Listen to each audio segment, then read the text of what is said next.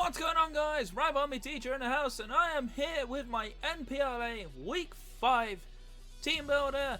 Your Royal Boomer for Bomies are taking on the Pittsburgh Steelas and Coach Jason in an epic Week 5 matchup. Both teams have been taken over, I believe. I believe Jason took over a week before the last draft.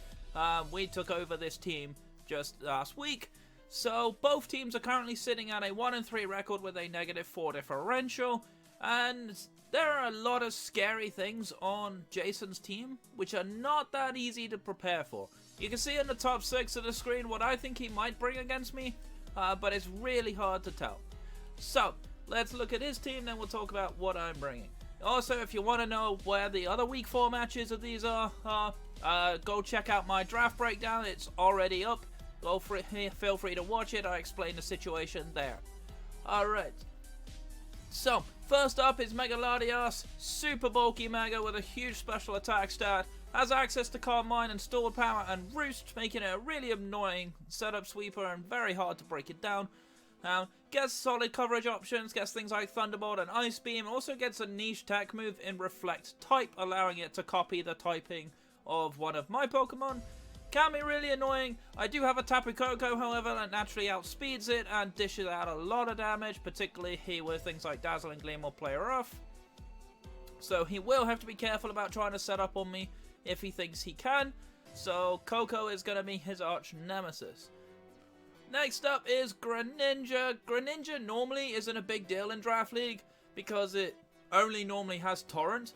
However, for some bizarre reason, in this league, the mods and everything have decided that Protean is okay, it's not broken and busted in Draft League, and it's okay to be run. Which is dumb. Not gonna lie, whoever made the decision to allow Protean Greninja shouldn't be modding again for next season, it's ridiculous. But nonetheless, we gotta go with it, so... Greninja here, super fast speed tier, really solid speed, good move pool, allows it to take full advantage of that Protean, can definitely break down a lot of different walls, but, again, like the Megaladios, Tapu Koko outspeeds it and hits it incredibly hard with a Fairy type move, or in this case also an Electric type move. Definitely worth keeping an eye out. I do think he might try to run Scarf Greninja this week to try and speed creep Tapu Koko. But you'll see in my team build that strategy is not going to work against me, and you'll soon see why. He's got a Tapu Bulu, of course, often seen as a bit of a Koko check, pretty decent natural bulk with a monstrously high attack stat. Couple that with things like the Synthesis, the Horn Leech, and also that grassy terrain. Gives him a fair bit of recovery, makes him a little tricky to break down. Does lack in that speed tier, however, and a lot of mons I have on my team can comfortably outspeed Bulu. Grassy terrain can also be a hindrance to him as well because, yes, it does weaken some ground type moves like Earthquake, but it also allows my bulkier mons to recover HP if they are grounded.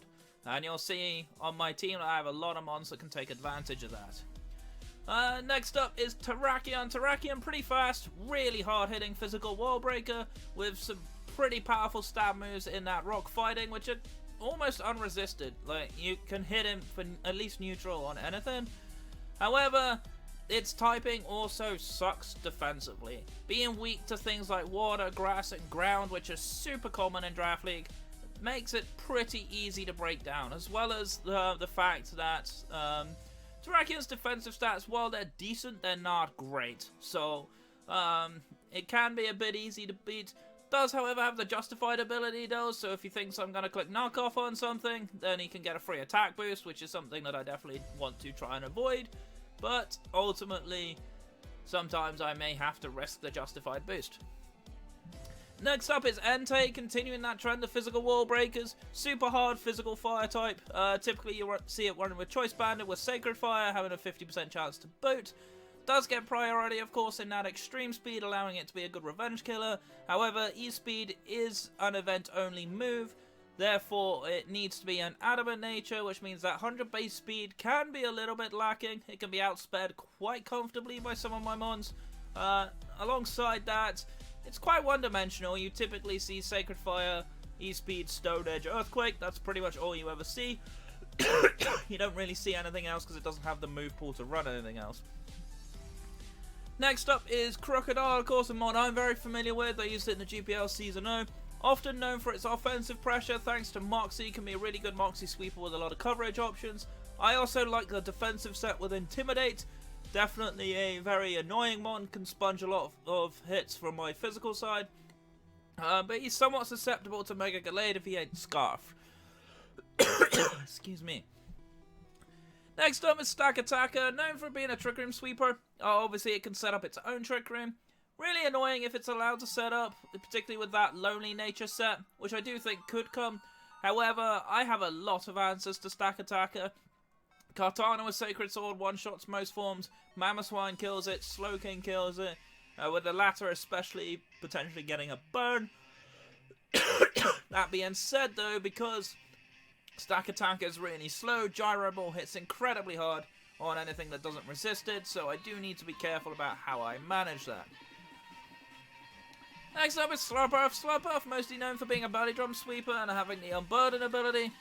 Doubling that speed stat, which isn't super high to begin with, so even with that double speed stat, it can still be outsped by quite a few Scarfers, and alongside that, it does lack the priority to actually fully utilize that max attack stat that it gets from the belly drum. Slurpuff really has a hard time beating Kartana, so I don't think Slurpuff comes this week, but I won't be too surprised if he tries to bring it. Anything can happen in Draft League. You might find things that you didn't even expect. Next up is Durant. Durant's kind of a cool Pokemon. It's pretty fast, got a really good physical attack stat and decent physical defense. Obviously known for Hone Claws and that Hustle ability, meaning that it hits like an absolute truck. But it does suffer on the special side with an abysmal HP stat and abysmal special defense. I do have plenty of fire coverage on my team that can handle it, so I don't think Durant comes, but if he does bring it, I do expect the Sanded Hone Claws, set with potentially a Life Orb, or like an Expert Belt, something like that, to try and break down something like my Slowking.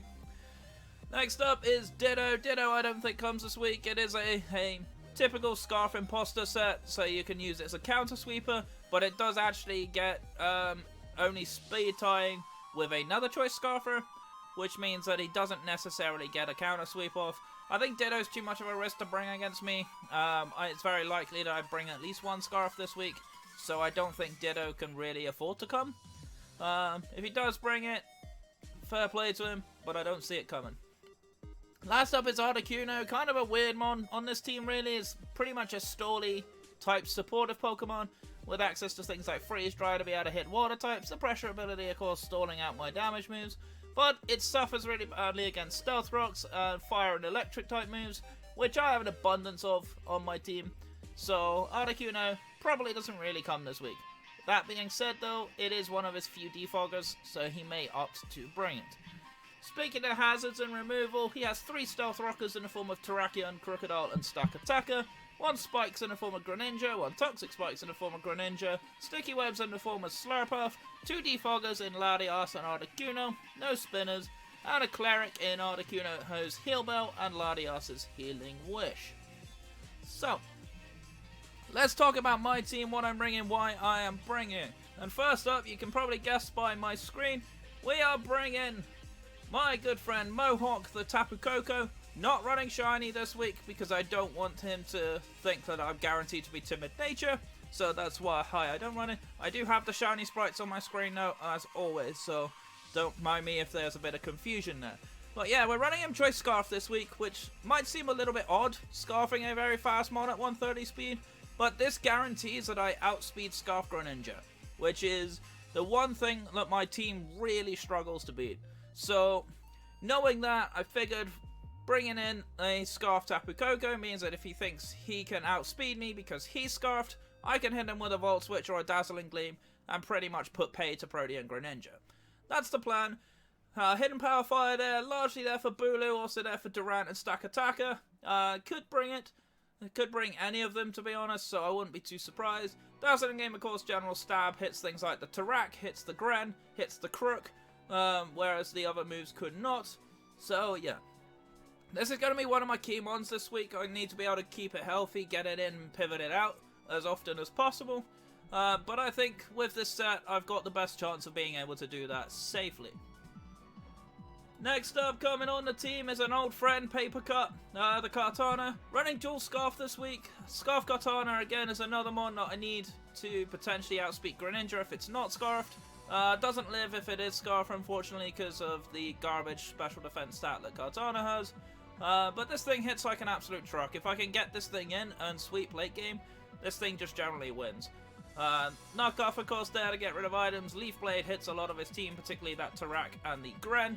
Does also hit the Crook. Sacred Sword hits the Gren, hits the Tarak, the Crook, the Stack Attacker, especially her. And Smart Strike's largely there for Slurpuff, but also hits Bulu pretty well and Tarak as well. So, pretty strong mon, really decent. I'm hoping I can get good use of it. I have missed having Kartana on my draft league team from GPL Season 0. So we will see what happens.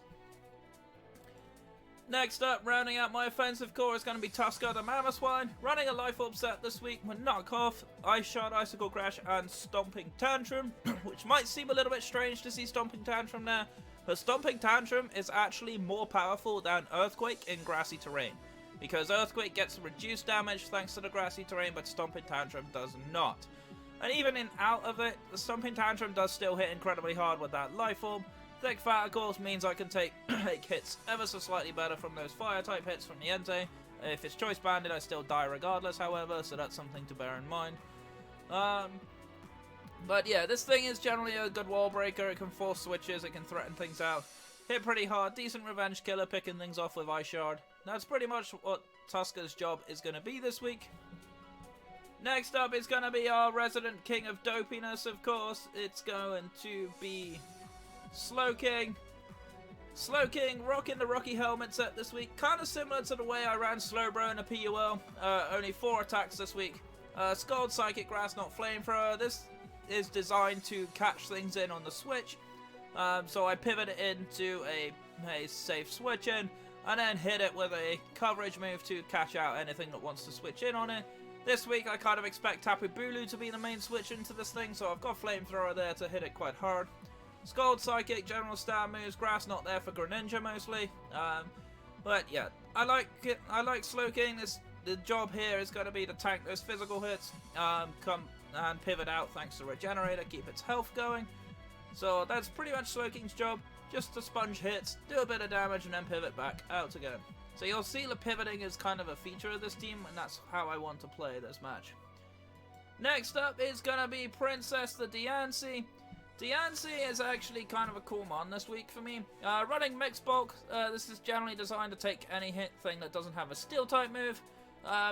Obviously going to be my dedicated Stealth Rocker. I may lead it this week. Not 100% sure now. I'll probably lead Coco, but we will see. Moonblast and Diamond Storm there for stab. Hits quite a lot of his team. Earth Power hits all the things that those two can't.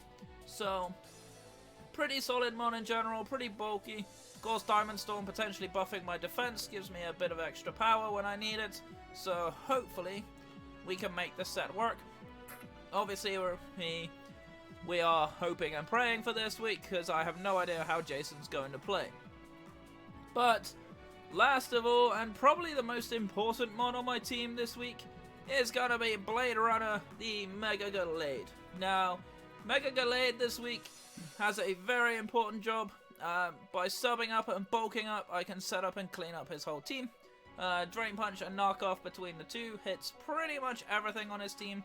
The only thing this doesn't hit particularly hard is Slurpuff, but I don't see Slurpuff coming, so that's why I didn't really prep for it. Also, after bulk ups, he has a hard time.